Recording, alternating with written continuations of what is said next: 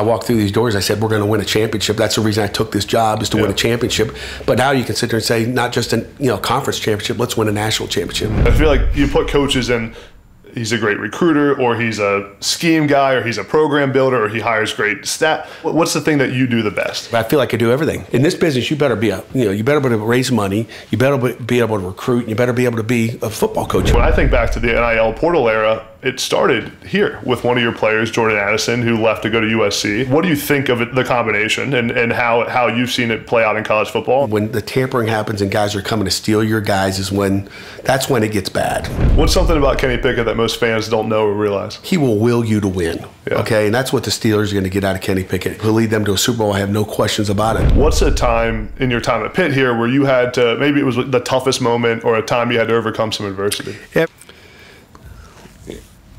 Oof.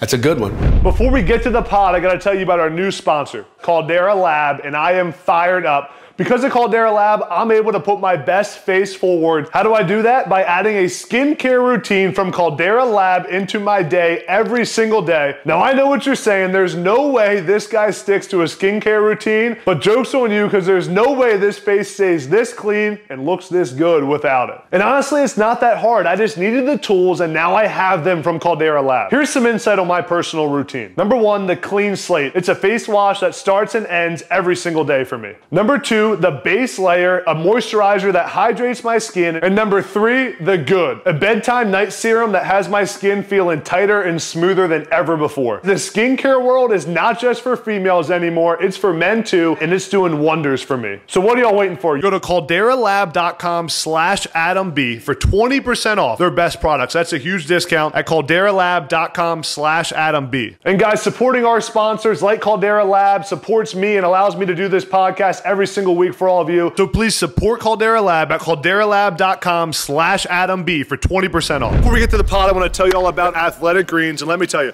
when I found out about this sponsor, I was fired up because I've been using Athletic Greens for years, and I want to promote to you guys the things I actually use. I love Athletic Greens. As a former Division I athlete, I've tried countless supplements, and recently my nutrition and my health has become a bigger deal for me as I get farther away from my playing career. And let me tell you, Athletic Greens is the real deal, has me feeling healthy and energized every single day. With as much as I'm on the road, traveling, shooting podcasts, it's hard to have a healthy diet, hard to have healthy nutrition, hard for me to get my vitamins and minerals every single day. My doctor even told me that last time I saw him. But with Athletic Greens, I get 75 plus vitamins, minerals, and a bunch of other healthy things. I don't even know what they are, but I know they're good for you. And when I wake up every single day now, I feel energized, my digestion has never been better, and I'm ready to attack each and every day because of Athletic Greens and AG1. So if you want to take ownership of your health like I am right now, try AG1 today at drinkag1.com/nextup, and you get a free 1-year supply of vitamin D and 5 free travel packs when you go to my link, tryag1.com/nextup. And guys, all of you who support this podcast, you guys supporting our sponsors helps me a ton. So please go support AG1 and support Next Up through the process and optimize your health and nutrition today. drinkag1.com/nextup. Check it out. What's up, guys? Welcome back to the Next Up podcast. I'm Adam Breneman. I'm in Philly right now, but about to fly to Pittsburgh to go do a podcast with Pitt head coach Pat Narduzzi. Coach Narduzzi's built this Pitt program to one of the best in the ACC. They won the ACC championship just a couple seasons ago. He's coached Kenny Pickett, who's been on this podcast, and even as a Penn State guy, I love what Coach Narduzzi's doing at Pitt. Before we get into the podcast, please subscribe to this podcast no matter where you're at. YouTube, Apple, Spotify. It's totally free. You press subscribe below, and it helps me a ton, allows me to do this podcast and travel around the country. And last time I checked, only about 50% of you who actually watch and listen to this podcast every single week are subscribed to this channel. So please press that subscribe button below. Now it's time to go to Pittsburgh. Next up. Damn, I know. That was loud, huh? Serious. I was laughing at the is this on Zoom text message? I didn't do a good job of just explaining what we were doing. I did one of these, podcasts. I never listened to them. Maybe I should start listening to them. But I did one with Bronco. I listened to it. I listened to it this morning. Yeah. Okay. It's pretty good. And I did that over Zoom, so I just figured a podcast is a Zoom thing. It's a COVID thing. Zoom everything until. Are we good? Yeah. Cool. So okay. We just get right into it and start rolling. Sure. I appreciate you doing this. Of all the I've been getting a lot of requests for you. I tweet out and ask fans who they want to hear on it, and I've been getting a lot of Pitt fans asking for you. So I appreciate you doing this. No doubt, it's a pleasure to get with you. I know you came out to practice one day a couple years ago, and you've done a great job with your career, and thank you. And followed you through all that. So it's good to have you here in Pittsburgh. I appreciate it. Yeah, thanks for having us. And I want to start back when you took this job in 2015, first time head coach in college. What was the thing that, when you got here, surprised you the most? Oh boy, I think the willingness just to help you. I think I'd probably say just the willingness. I mean, you get a head job and you're just looking for help, and I think Chancellor Pat Gallagher was unbelievable. The support that I had from Jerry Cochran and Randy Jules, who was just an interim AD, really didn't have an AD in place here, but it was just the willingness to do whatever it took, whatever I needed to get this job done. And it doesn't always happen, I think, everywhere. And I think when I took the job, I said, one thing I need is everybody going in the same direction. I can't be wanting to go in this direction and people are going, hey, let's try this, or maybe next year. So just the ability to do what we wanted to do. This whole building that you walk through here today to get to my office has been renovated. And a lot of it got done as soon as I got here by August. So got here really, in January, after the bowl game and after the Cotton Bowl, and rolled in here. And by August, we had a lot of things switched up that needed to be done, whether it was a locker room, a team room that you visibly could have and execute a team meeting in, all critical things that got done immediately. So that was probably the most surprising thing, that they were able to do that quickly. Even this room is what do you call this room? Is this the, you meet with call whatever you want. Part of your office? Closing room. I think you call it the closing room. That's what Jed Fish called it. I call it like my family room. It's really the family room because I have a lot of meetings with whether it's coaches or players in this meeting room, but. It used to be just one big office, and I was like, you need to separate the dirty stuff in there. My desk is a mess, so I have a place to step away, and whether it's me just having a conversation with a recruit on the couch, on a cell phone, whatever it may be, just a place to get away and feel like home. Yeah. So you prepare your entire career to be a head coach, and you get the job in 2015. What? You got your manual, you got everything you're ready to do. What's the thing that maybe you didn't prepare for or weren't prepared for that you learned on the job, on the fly? There's a lot of moving pieces and moving parts.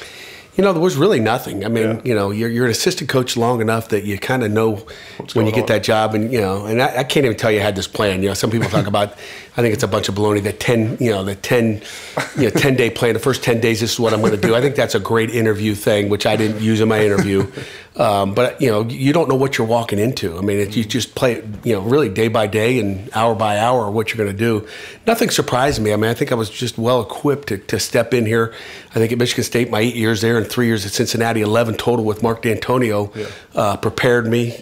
But even back when I was a GA for Randy Walker at Miami, Ohio, prepared me. So I think I've, as a coach and just kind of a hungry coach, every step of the way, I was always thinking about, well, how would I do it? Oh, that's a great idea. Let me do that. I love it. And again, I didn't have to write down my plan. I already knew my plan. It was something you execute it when you finally get the opportunity. Yeah. How has this program changed the most from then when you walked in here to now in 2023?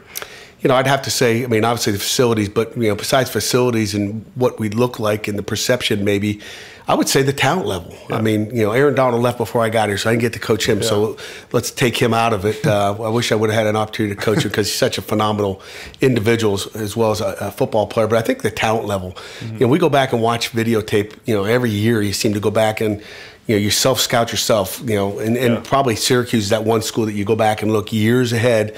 What did they do against us back in 2015? You're always going back and you watch what our players looked like back in 2015 to what they look like in 2022 and 2023. You're kind of like, wow. We've increased our talent level, I think, greatly. And you hope you do that wherever you are. But I think we've done a great job evaluating talent, bringing in the right guys, and not making mistakes. And that's half the battle. It's not making mistakes in recruiting. What were the things you learned from Mark Dantonio that you took with you when you got here? Oh gosh, I mean, there's a lot. I've learned, how many days do you have? But it's just, I mean, it's everything. I mean, it's and it's more off the field than it is on the field. When me and Dantonio got together back in 2004 at the University of Cincinnati. And he came from Ohio State. I was coming from Miami of Ohio.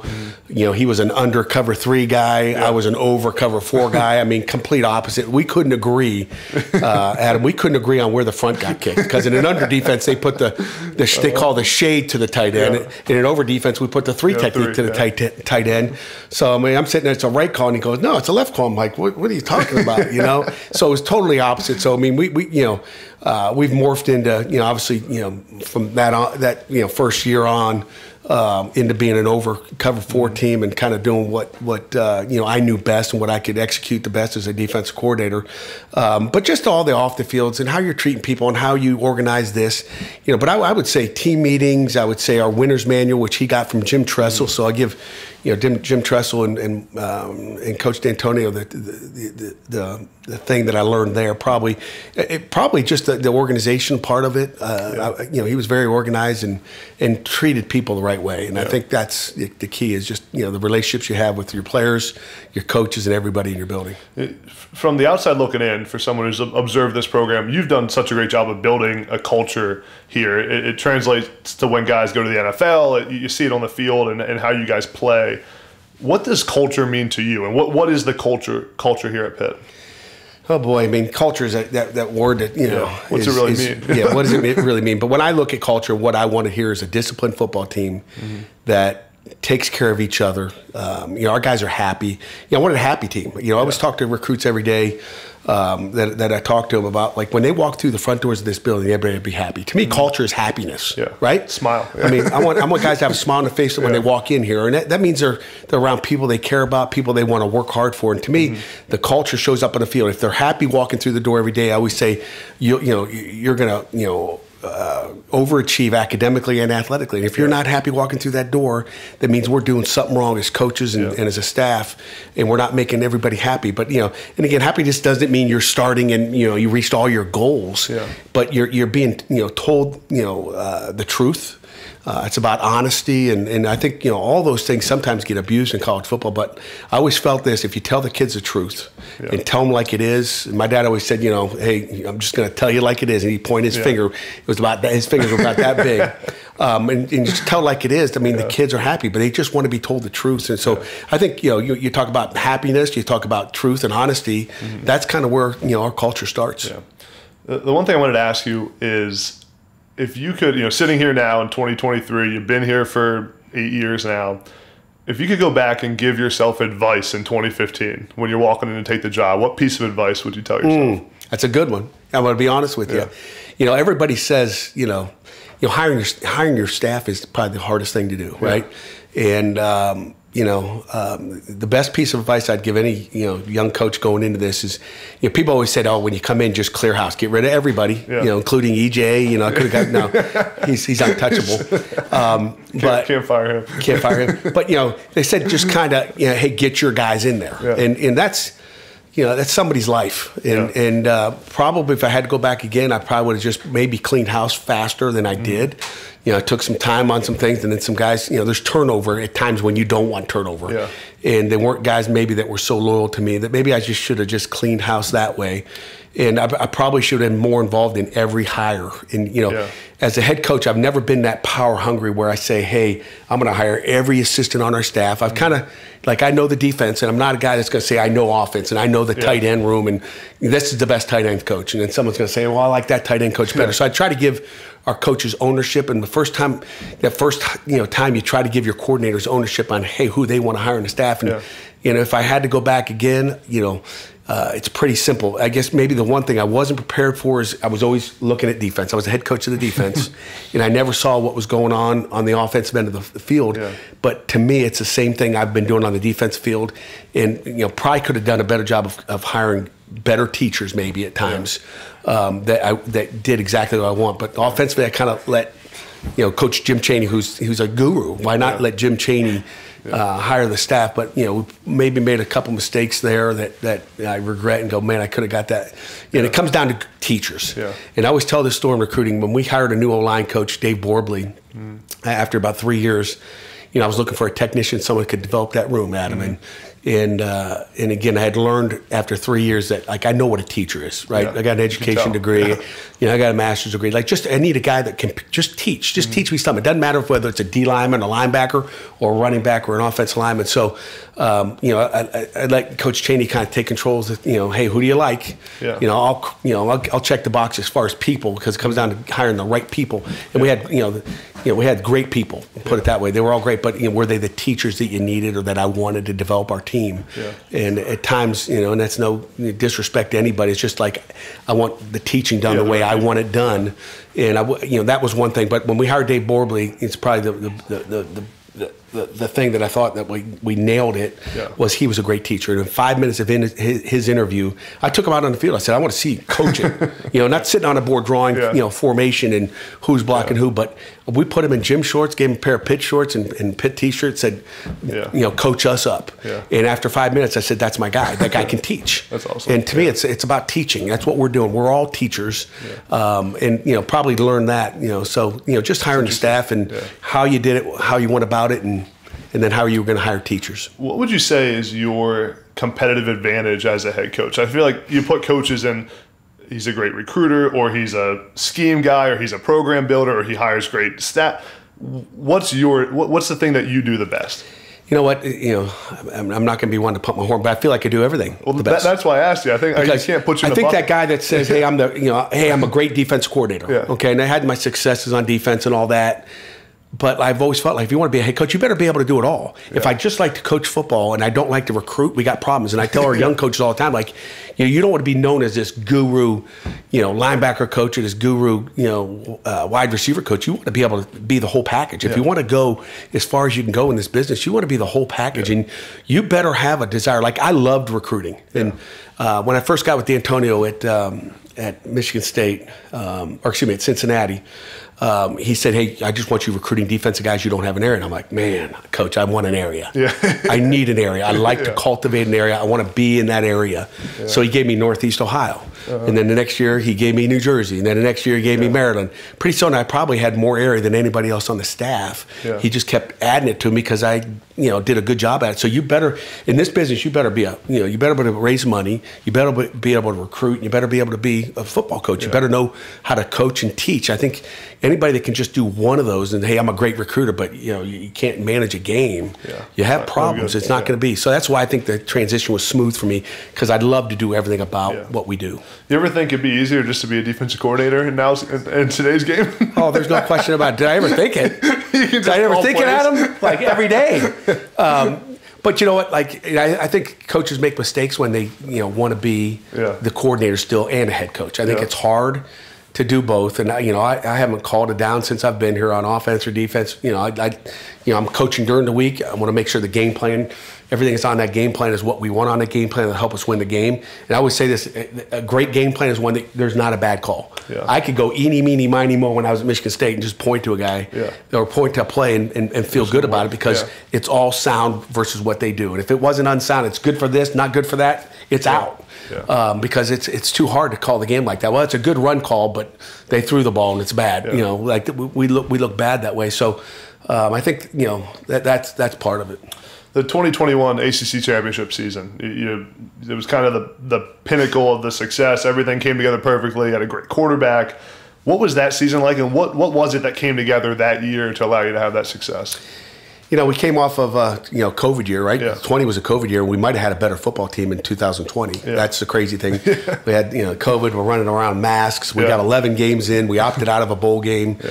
Should have actually had another game under our belt here, but again, I felt like we could have won a championship in 20 and 21. We could have been back to back. It just guys opting out and COVID, and I mean, we sat out there in practice. We had coaches on our staff that didn't believe we'd even play a game. And I'm like, guys, we're playing a game. Like, don't go out every day coaching thinking that, well, we're not going to play a season anyway, because, the Big Ten cancels football. But there was just so much, I mean, to get our kids to go out there and play and believe that we're going to play a season when the Big Ten just canceled and all these things are happening. That's a hard thing to do. So, but we got them out there. We just didn't play, up to the capability of what our football team was. But 21 came together because it was the next year, and we still had really good players on our football team. We lost some really good players as well. after the 20 season that went to the NFL. So, it was just, put it together, and our kids did a great job. And it starts with the quarterback. I mean, Kenny Pickett was outstanding. It was hard to go wrong with what number 8 did. What's something about Kenny Pickett that most fans don't know or realize? Before we get back to the pod, let me tell you about Manscaped. Guys, here's the reality. It is summertime. Summertime means more fun, more ladies, more time on the beach. And what's crucial during that time? You have to look good, top to bottom, literally. The way I make sure I'm looking good and fresh and light every day in the summer is with Manscaped. The Performance Package 4.0 has me feeling my best. Last time I was at the pool about 2 weeks ago, I had the shirt off, my face was clean, I was groomed well below, and my confidence was at an all-time high, and it paid dividends for me. Here's why I love the Performance Package 4.0. The Performance Package 4.0 has everything you could ever need to keep you looking your best. It comes with the Lawnmower 4.0 trimmer, the Weed Whacker ear and nose trimmer, Crop Preserver ball deodorant, Crop Reviver toner, Performance boxer briefs, and even a travel bag to hold all your tools. Trust me, guys, you don't want to miss out on this bundle. So guys, go to manscaped.com and use my code ADAMB for 20% off and free shipping to get what you need to be feeling good this summer. That's code ADAMB at manscaped.com for 20% off and free shipping. And guys, supporting the sponsors of this podcast like Manscaped helps support me and allows me to do this podcast every week for all of you. So go to manscaped.com, use my code ADAMB for 20% off and free shipping. What's something about Kenny Pickett that most fans don't know or realize?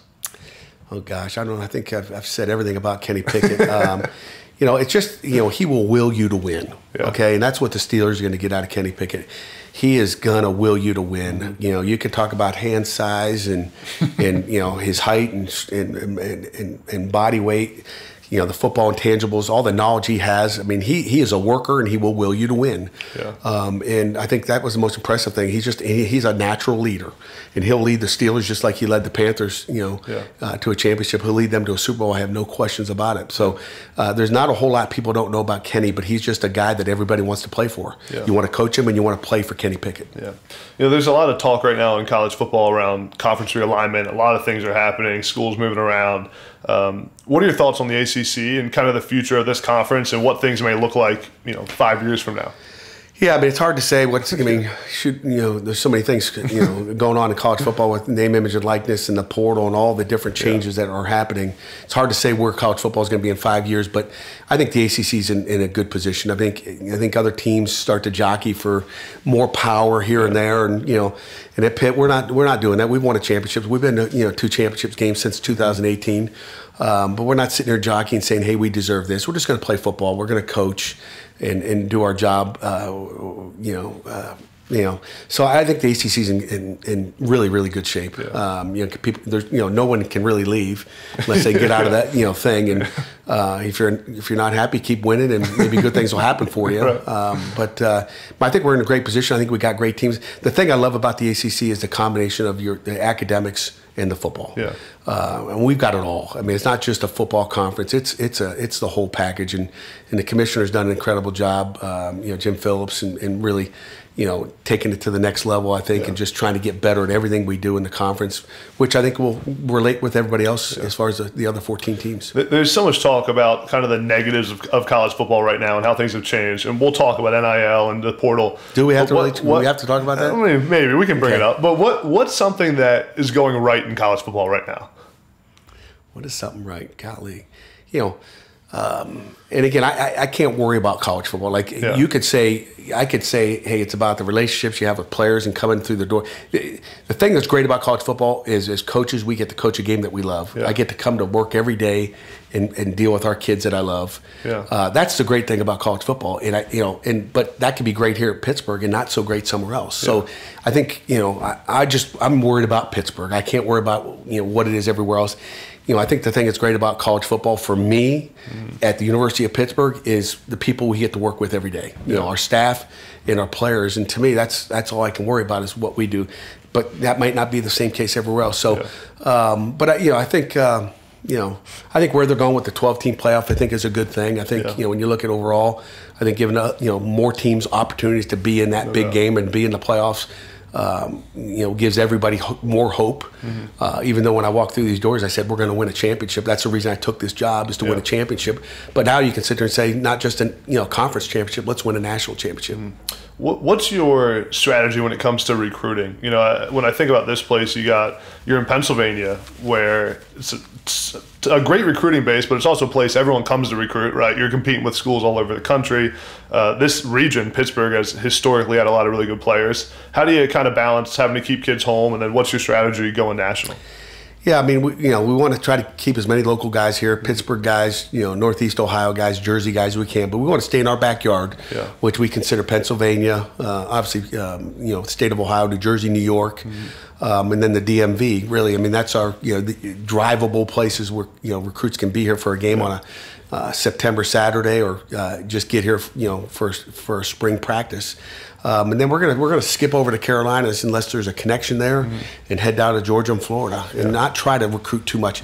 My basic philosophy is go in a few places and be really good in that area. Yeah. There's nothing worse than trying to spread yourself so thin as a staff and not recruiting the really good football players. I mean, if you try to you have the whole state of Georgia, like how's that guy going to recruit the whole state of Georgia by himself? It's just hard to do. We've got enough people in the state of Pennsylvania. We don't want to miss on anybody that we really, really want. I mean, may appear that we missed on somebody, but maybe we didn't. It's like no one really knows. We make those decisions. We know in here what our thoughts are. We do a great job evaluating the talent, I think, and whether it's in-person talent at a camp or a practice in high school, but just doing a good job evaluating those kids in every aspect of their lives, not just on the field. And that's you want guys that are programmed, guys that are going to come here and develop and get better, and that's kind of been our philosophy. You mentioned the evaluation process. What is the evaluation process here, and how much? I'm always interested to hear how schools deal with offers, and are you approving every offer? Does that go up the chain like that? How do you guys handle that? It's a great question, and it's funny. I had an ACC coach say, "How did you have 6 guys drafted and that many free agents? Like, how are you doing it?" Yeah. And I said to him, and again, I won't mention his name. I said to him, "Do you watch every single player that the coaches want to offer?" And he says, "I'm starting to watch more," and I'm like, "Well, that's a problem for me." Like, I would have a hard time sitting in this closing room, as you call it, and closing on a guy that I haven't watched his tape. Like, how do I talk and have a serious conversation about what he can do at Pitt? Every player that walks through this program, I have watched. And again, it goes up through a whole write-up on each one of these kids. It's computerized. I can go back and look 10 years ago at what we thought of a kid. And sometimes we make mistakes. Man, we didn't like that kid. He turned out to be an all-pro in the NFL. Like, okay, we make mistakes. Yeah. But we've always had that feeling that, hey, don't worry about the ones you don't get. Worry about the ones you get that can't play. Yeah. But let's talk about your position, that tight end position. If someone's got a tight end in their area, the area coach is going to evaluate them and say, hey, I like this guy, went into high school, watched his tape. These are the things I like about this guy. He'll send it to the tight end coach. Tight end coach likes him, it goes to the coordinator. The coordinator likes him, it goes to me. Then I'll make the final decision. And I probably agree with probably 80% of them. Yeah. But there's, maybe 70% of them. And there's another 10 that I'll kind of go either way on. And then there's 20 that I'm like, man, I don't like them. I don't see what you guys are seeing. Yeah. And I'm very consistent. I always feel it's a consistency in the evaluation. That, like, this is the standard. And, when we got, rankings from 1 to 10, we're going to rank a guy on different categories of whether it's, tight end, his blocking ability, his, ability after a catch, what are her hands like? And we try to evaluate that. And I got my stand. Nobody's getting a 10, okay, and probably nobody's getting a 1. But if there's someone exceptional with something, and we get overall grades and we get a point total on these guys. So it's really, really detailed. And that's hard to do. And we're not recruiting stars. It's too many people recruit stars. You don't just follow the 247 rankings? Yeah, I mean, and you'd be amazed. The lazy man's recruiting is just recruit stars. Yeah. And your recruiting class may look really good on a piece of paper, but what are you going to do with it later on? I'll never forget 2004, our first class at Cincinnati was ranked 86th in the country, and we had 8 guys drafted off that class. Wow. That's doing it the right way. Yeah. And it's the same thing. I think they re-ranked our 2018 class. Was that correct, DJ? And it, got ranked 9th in the country when it was like, I don't know, in the 50s. I don't even remember. It was like, but they re-ranked what happened to them, and it's like, that's the same thing that happened at Cincinnati. But it's evaluating and it's also developing. Getting guys that fit in your system. In today's college football now, with the transfer portal, how do you balance the need to build your program for the long term with high school players, keeping them in your program for 4 years, versus winning right now by maybe going and grabbing more transfers and winning immediately? Because there's the balance of all that you got to weigh now with the portal. Well, I think you win with relationships. That's the first thing, and I think the only way you build a relationship is long term, right? Yeah. I mean, you know, if you every year you go have another wife, and I'm going to go marry another girl, I'm gonna, you know, like how's your life going? And, you know, and you think you might win for a month or a week, but you know, I think we're going to build our program with high school players, and we'll supplement it with a transfer. Most of the transfers we bring in are guys that we recruited the first round that kind of go, gosh, coach, I made a mistake, I'm coming back. I mean, MJ Devonshire being one of those guys that finally came back, kid from Aliquippa who's going to be an NFL player and, you know, had a great year for us last year. He's going to be even better this year. But just one example of a guy that came back home, and whether it's, you know, a kid from Pittsburgh or if it's a kid from California that came back to us, you know, we're going to re-recruit those guys if they end up going in the portal. Yeah. You know, we're not trying to tamper with them. I guarantee you that. Well, that was my next question. So, NIL in the portal. So, I think a lot of people agree, and you probably would too, that NIL at what it was meant to be is a good thing, right? Players can make money, it's good. Where the really bad combination comes is NIL combined with the transfer portal when it's used in, to get kids to switch schools. Honestly, when I think back to the NIL portal era, it started here with one of your players, Jordan Addison, who left to go to USC. That was the first big moment I remember in that era where people were talking about NIL in the portal and what it really meant for college football. Two-part question. Number one, what do you think of it, the combination and how you've seen it play out in college football? And then what can be done to fix it? Well, we're trying to fix it. You know, it can be, you know, it can be an issue, obviously, and I think everybody's got their own issues. You know, we're trying to hold on to our guys and try to, you know, just to me, it's like we've done a great job of not losing guys that we really want to keep here. If a kid wants to play, it's like, and it's better, he's not going to play here, then the portal is good for those guys.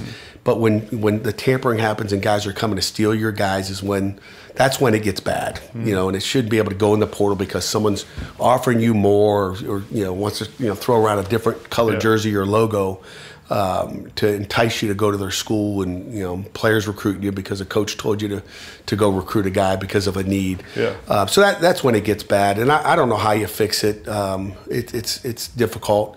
I mean, I think certainly, you know, shortening the windows for when these guys can go in the portal. I mean, probably 85% of the kids decide in the first 7 days when that portal opens. So why do we need 14 or 21 days or 30 days, you know, just to drag out for a coach? It'd be nice to at least, if a kid's not happy, and I talked about, if a kid's not happy, I don't want him here anyway. You know, so I want guys to be happy, and you know, there's too many unhappy kids throughout the country. If they are not happy, they probably need to find another situation. But my number one priority is make sure our kids are happy here and we're not losing them. And really, besides, you know, Jordan Addison, we've been pretty fortunate with the portal. We're not, you know, you lose one great one, and again, one of Bolitnikoff here at Pitt, and you thought you did everything right for him and he was happy, and then all of a sudden one day, you know, he's not, which went on for months as far as just the recruiting process. So the important thing is, I think you control the portal by making sure you have a good culture. And we start off the conversation with the culture.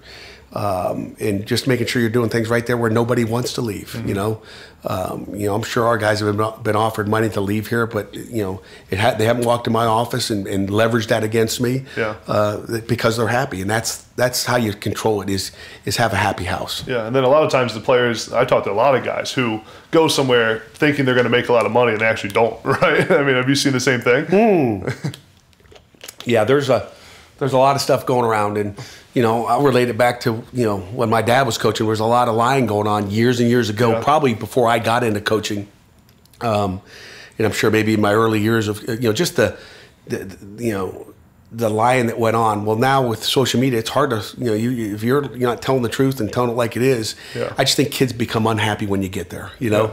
And I think probably one of the biggest lies always was, you know, where coaches would tell kids, hey, you're going to come here, you're going to be a starter as a freshman, right? It's like, you know, anybody's guaranteeing you that, you know, is bad, and then all of a sudden you get there and you're not starting. How you feeling? How, you know, how's that relationship with you and that coach now? So I think, you know, it starts with that, but you know, it's a difficult deal to juggle. But just if you take care of your house and the details of what you do and how you run your program, you should be okay. You know, I had Kenny Pickett on this podcast, and we were talking about NIL, and he talked about staying at Pitt his whole career and how, you know, he was having a lot of success, and if Kenny would have entered the portal at any point, his market value goes up exponentially just because of the potential for schools to come take him, right? And Kenny was talking about that difference of, if you stay at a school versus getting in the portal, and the commitment he had for Pitt. What do you think it's been that's allowed you to keep guys consistently from hitting the portal, and then maybe if they did keep them at school longer? I think it comes down to that culture and the happiness that these kids are having while they're at that program. And Kenny never, he never wavered at all. It was never a conversation where I think I'm going to, to me, it's generational wealth. You're all looking for that. You're not going to, make a living with this name, image, and likeness. Yeah. But, Kenny he's a legacy player here. I mean, he'll walk through the doors, in 20 years, like Tony Dorsett and Larry Fitzgerald and Aaron Donald. He's one of those. And when you leave, you lose all that. Yeah. You never have a home to go back to. And that's something that I tell all the time to the guys this is your home, and you want to make the best of it. And I think any time you change, it's no different than changing a playbook, and leaving for whatever reason. And it just slows down your progress and your development. And Kenny stayed another year, and he could have popped to the NFL the year before and maybe been a third or fourth rounder, but he became a first rounder, and he's set for life. And that's the key. And he could have, raised, what you said, his status, I guess, in college football by leaving and being one of those guys that was going to be a great quarterback somewhere else. And I did a great job at Pitt and go somewhere else. But would he have been a first rounder? Yeah. Maybe not. That's great. Who knows? Yeah. The thing I'm curious about in the head coaching chair is how you go about making sure everything's done the right way in your program consistently, right? You're responsible for everything. There's the head coach control rule. There's everything that happens is your responsibility, but you also don't want to micromanage every single part of your program. How do you go about making sure things are done the right way, but also not being too on top of every single coach and assistant in your program? Guys, we have a new sponsor for the Next Up podcast called Caldera Lab, and I am fired up. Because of Caldera Lab, I'm able to put my best face forward. How do I do that? By adding a skincare routine from Caldera Lab into my day every single day. Now, I know what you're saying. There's no way this guy sticks to a skincare routine, but joke's on you, because there's no way this face stays this clean and looks this good without it. And honestly, it's not that hard. I just needed the tools, and now I have them from Caldera Lab. Here's some insight on my personal routine. Number one, the clean slate. It's a face wash that starts and ends every single day for me. Number two, the base layer, a moisturizer that hydrates my skin. And number three, the good, a bedtime night serum that has my skin feeling tighter and smoother than ever before. The skincare world is not just for females anymore, it's for men too, and it's doing wonders for me. So what are y'all waiting for? Go to calderalab.com/AdamB for 20% off their best products. That's a huge discount at calderalab.com/AdamB. And guys, supporting our sponsors like Caldera Lab supports me and allows me to do this podcast every single week for all of you. So please support Caldera Lab at calderalab.com/AdamB for 20% off. How do you go about making sure things are done the right way, but also not being too on top of every single coach and assistant in your program? Yeah, that'll give you chest pain right there. Probably the hardest part of the head coaching job is not the football part of it. You got the coaches to teach what you want, and the great thing about the football part of it is you have videotape. Yeah. You watch it. Watch the film. And the film corrects it. So you make those corrections, but it's all the other things that are happening around the program that you have to, whether it's in the video room, in the recruiting office, all those details. That to me is, and it's about details in whatever we do. It's details on the field for the players and coaches, and then it's the details off the field for every other aspect. And I'm like one of those guys, Adam, that I am on every single detail. When I walked in the office today, I text Chris LaSalle like, hey, why is this like this and why is that like this? Yeah. You take a couple of days off and you're looking like, why is that? Like, what are we doing? And but that to me is the key. Because if I would let it all go, then we probably wouldn't be where we are today. I don't think, but it's staying on the details, and that's my job to make sure everybody else stays on the details, whatever it may be, whatever phase it is, whether it's what that patio out there looks like, and but it's everything. Yeah, I want to ask about your defense, your defensive philosophy. How has your defense been so successful? I think I saw a stat over the past 5 years. You have the most sacks in college football. You play the cover four, the press. I mean, you got corners that play physical. Like, what is it that makes your defense special? Well, I've had head coaches, in game week say, they're very simple to game plan against, and that's great. But I think, being simple but complex with our defense. Yeah. I mean, when you watch us on videotape on defense, you're going to see on normal downs that we're going to be in 4 downs, and our linebackers are going to line up exactly like the quarterback thought they were. The tight end knows exactly where the linebackers are going to line up. Yeah. But, because we know what we're doing, we get a chance to play fast. And I think that's been my philosophy, regardless of where you line them up, what coverage you're going to play or what front you're going to be in, is just be consistent and our guys know the insides and outsides of what we do. Yeah. That's what we coach. And I always say this, if you were a defense and you had to defend an offense and they had 5 different runs that they like, okay, and you defended it out of one front, our guys can fit that up pretty well and stop the run. But if you have 5 favorite runs that you're defending and you had 5 different fronts on defense, how do you get good at them all? Yeah. How are we going to fit that ISO in this front? How are we going to fit that ISO in this front? All those different things. What happens if, they run that play and we're in this coverage? Keeping it simple so our guys can play fast is the biggest key. And and when you do that, you know your strengths and your weaknesses, and then your other calls that you have on the periph, those are the ones that are going to help you be successful. So we're very simple. When people watch us, they're like, oh, this is easy. Yeah. We know exactly where they're going to line up. But our guys know exactly what they're doing. So now it's going to be a one-on-one. And we feel like if our guys are playing fast and physical and they know what they're doing and we know what our change-ups are, as a coordinator, at Michigan State, I would be able to make a change in the press box. Some people talk about halftime adjustments. Some people talk about, series adjustments. I'm making play adjustments. Yeah. As soon as I see them do something, like I can adjust because we're not so different in every different formation. I'm not just calling different defenses. And people go, oh, we can't defend that, so we just change our whole defense. Yeah. We're gonna just tweak our defense to stop whatever we have to stop. Yeah. The other part of it too is in today's college football, with the need on offense to play fast and run a ton of plays and score a lot of points, but also I'm guessing that your philosophy traditionally is run the football, chew the clock, play really good defense. How do you balance that with having to throw the ball a lot, but also making sure you're chewing the clock? Like you got Coach Whipple who likes throwing the football. You got Signetti who does a balance of both. Yeah, I've never micromanaged an offensive guy. Yeah. I just want to score points. I don't care how you do it. I've never told a coordinator, hey, don't throw it, ever, or don't run it.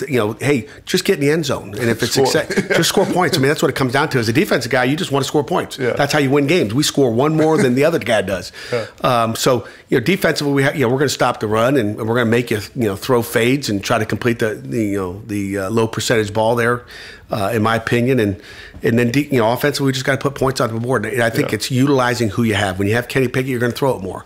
If you don't have Kenny Pickett, who's your new quarterback coming in? What are you going to do with him? And our job is to make those guys look as good as they can and score as many points as possible. I've never micromanaged an offense saying, hey, this is what we want to be. I think when you do that, then you've handcuffed your coordinator and you've handcuffed your players to the point where they can't be who they are. Yeah. If we got great receivers and a great quarterback, let's throw the ball. Yeah. Last year, we didn't have Kenny Pickett. We got Izzy at tailback, and we felt like we had a great offensive line and we had a great run scheme. So let's do what we're good at and then bounce it from there. Just score points, baby, right? Well, anyone who's had the level of success that you've had and gotten to this point has had ups and downs in your career, and I think gets breaks at some point in your career. What's a time in your career where you got a break, where something went your way, that maybe it was luck or it was because you worked hard? When did you get a break in your career? I got a break when I got offered the Pitt job, right?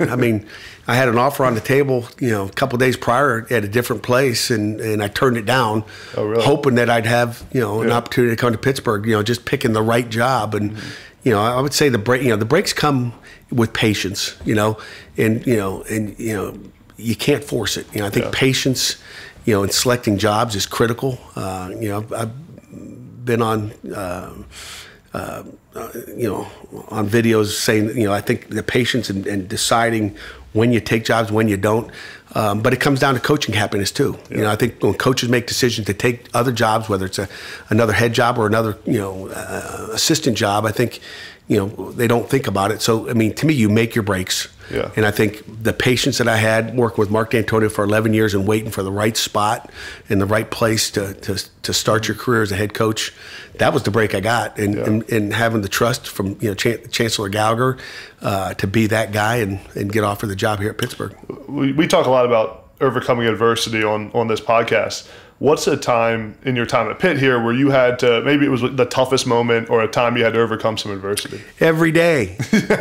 Every day. It's not a matter of, if adversity is going to show up. It's about, it's when and what's the situation going to be. But, we deal with adversity every day. And it's one of the, one of the fundamentals that we talk to our players about all the time is how you're going to deal with adversity when it hits. And it happens for us as coaches. It happens in the middle of the season. I mean, last year, we lost a couple games in a row. I mean, we lost to Georgia Tech, Louisville, and North Carolina, 0-3, and then we rattle off the end. Yeah. That was adversity. That and to me, it's not panicking and pushing a panic button, and making sure your kids know that steady the ship and we'll be fine. Yeah. Don't give up hope on on what we've built here and how we're going to get it done.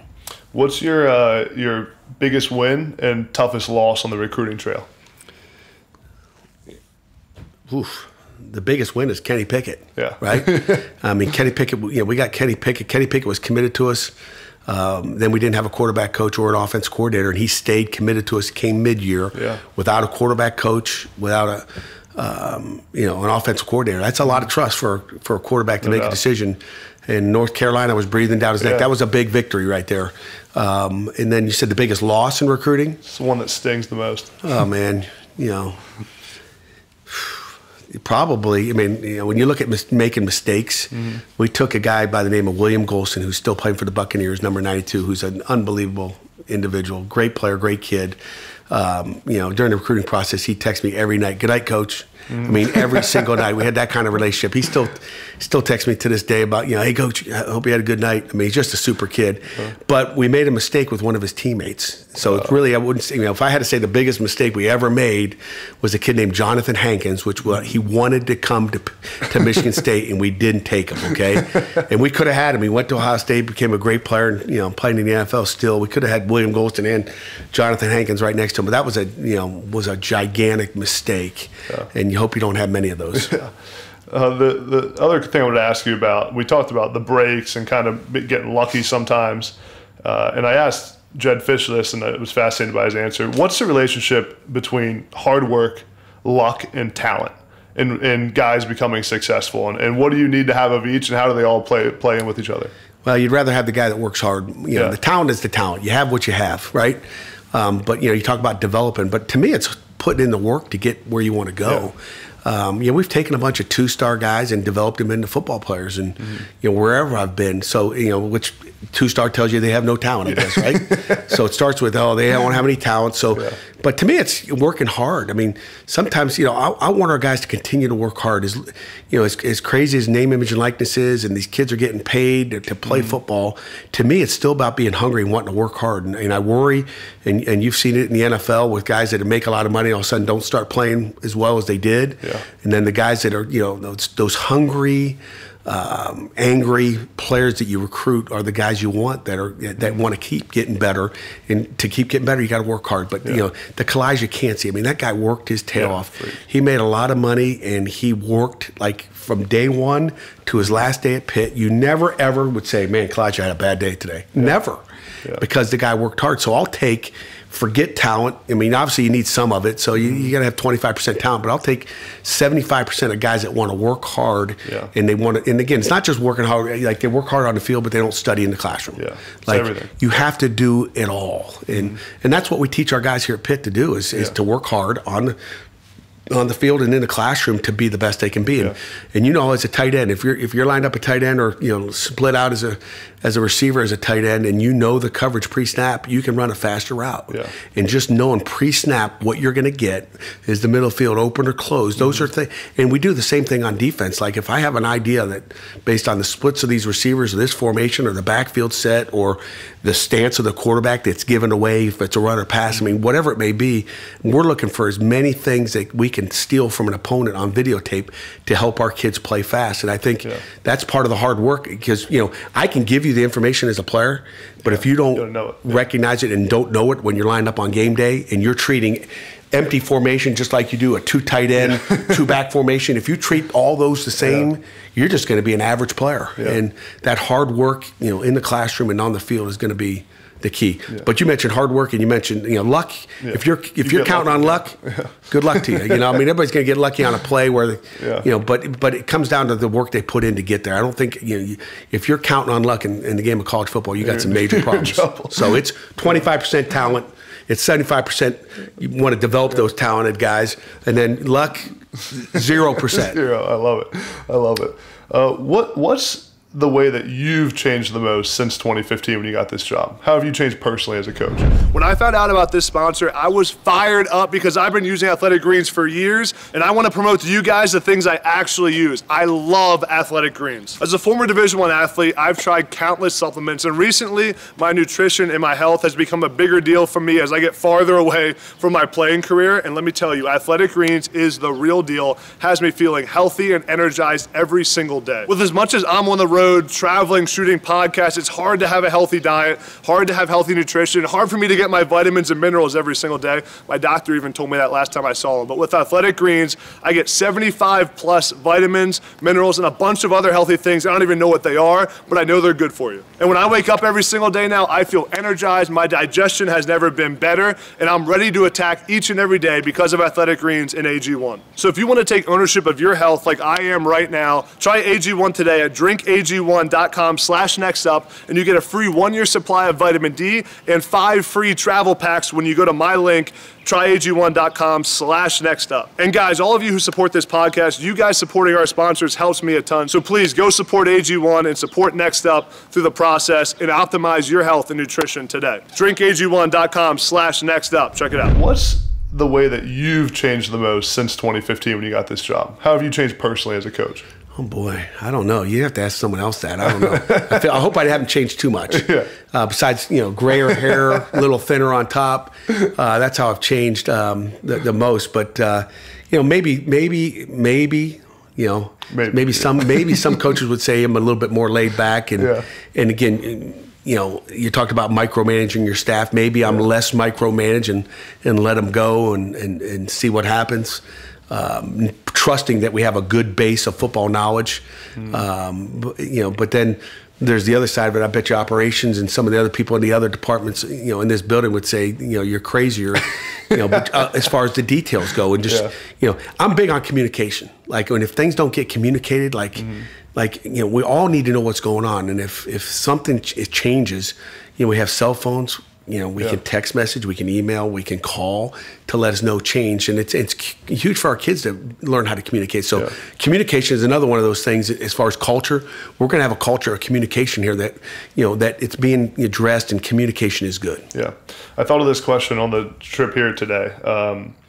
You get so much on your plate as a head coach, we talked about it, a million things you're responsible for. When you go to bed at night before you fall asleep, what's the last thing you think about? Is it, I hope no one's getting in trouble tonight?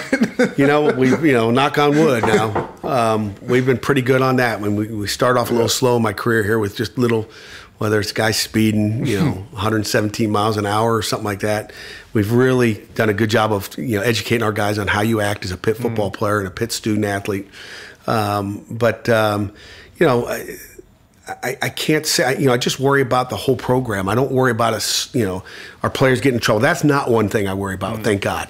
If I went to bed every night and had to worry about who is going to mess up tonight, we've recruited good enough kids that I'm really not worried about that. I mean, do guys get hurt? We had someone get hurt a couple weeks ago, on the 4th of July week, and it's we've had guys dive in a pool, but it was shallow during spring break. We had a guy do a cartwheel on a beach back in the day during spring break and hurt his elbow and had to have surgery. I'm starting middle linebacker, what are we doing?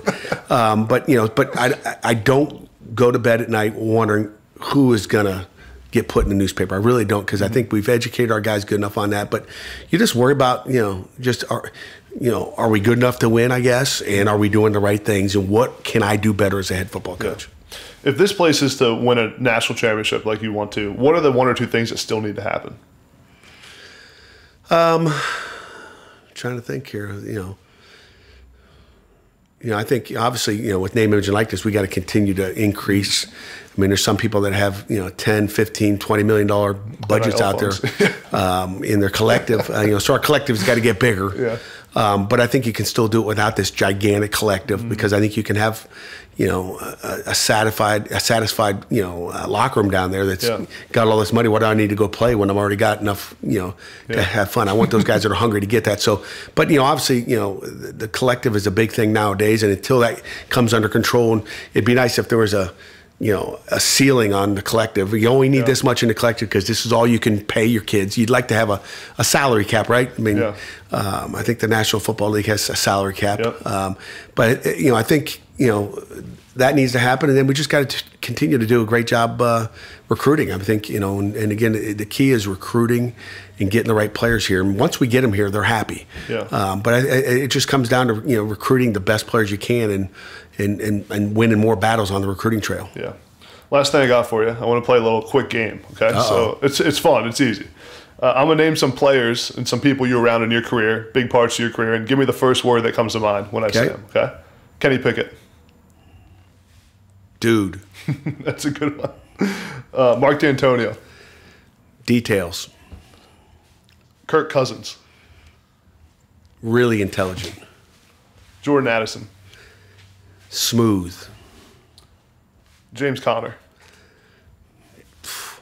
Tough. And last one, Tyler Boyd. Another smooth guy. I mean, just, smooth. Smooth is the best compliment you can give someone, I think. I mean, especially for a wide eye. I mean, Tyler Boyd was just effortless in everything he did.